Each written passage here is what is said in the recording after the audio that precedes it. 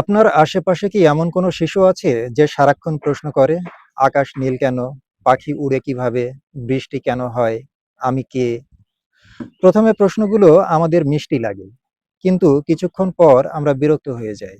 আমরা বলি, এত প্রশ্ন করো না, যা বলা হয়েছে তাই বিশ্বাস করো। আর ঠিক তখনই আমরা হয়তো অজান্তেই একটি বড় ভুল করি। আমরা একটি কৌতূহলী মনকে শেখাতে শুরু করি যে বেশি প্রশ্ন করা ভালো নয়। কিন্তু সত্যি হলো, শিশুদের শুধু পড়তে শেখানো যথেষ্ট নয়, তাদের শেখাতে হবে তারা যা পড়ে এবং যা শোনে তা নিয়েও প্রশ্ন করতে। কারণ প্রশ্ন করার ক্ষমতাই একজন মানুষকে সত্যিকারের চিন্তাশীল মানুষ বানায়। আজ আমরা এমন এক পৃথিবীতে বাস করছি যেখানে তথ্যের কোনো অভাব নেই। ফোন খুললেই তথ্য, সোশ্যাল মিডিয়ার তথ্য, ভিডিওতে তথ্য।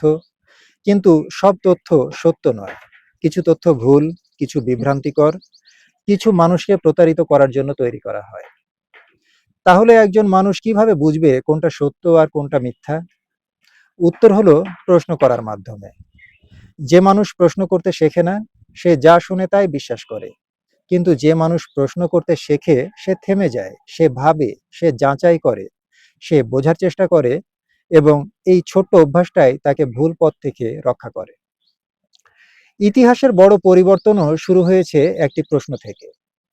আগে মনে করা হতো রোগ আসে অভিশাপ থেকে, কিন্তু কেউ একজন প্রশ্ন করেছিল, রোগের পেছনে আসল কারণ কি? তারপর থেকেই চিকিৎসাবিদ্যার প্রসার শুরু হয়। আগে দাসপ্রথাকে স্বাভাবিক মনে করা হতো, কিন্তু কেউ একজন প্রশ্ন করেছিল, একজন মানুষ কিভাবে আরেকজন মানুষের মালিক হতে পারে?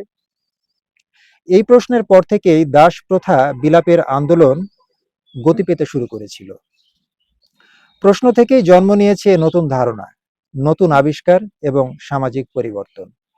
তাই যখন কোনো শিশু বারবার কেন জিজ্ঞেস করে, মনে রাখবেন, সে শুধু উত্তর খুঁজছে না, সে পৃথিবীকে বোঝার চেষ্টা করছে। সে নিজের চিন্তার ভিত্তি তৈরি করছে। আর শিশুদের প্রশ্ন করতে শেখানোর সবচেয়ে কার্যকর উপায় হলো নিজে প্রশ্ন করা। যদি তারা দেখে আপনি কোনো খবর দেখে বলছেন, এটা কি সত্যি, চলো যাচাই করি, তাহলে তারাও শিখবে। তারা বুঝবে প্রশ্ন করা অসম্মান নয়, প্রশ্ন করা বিদ্রোহ নয়।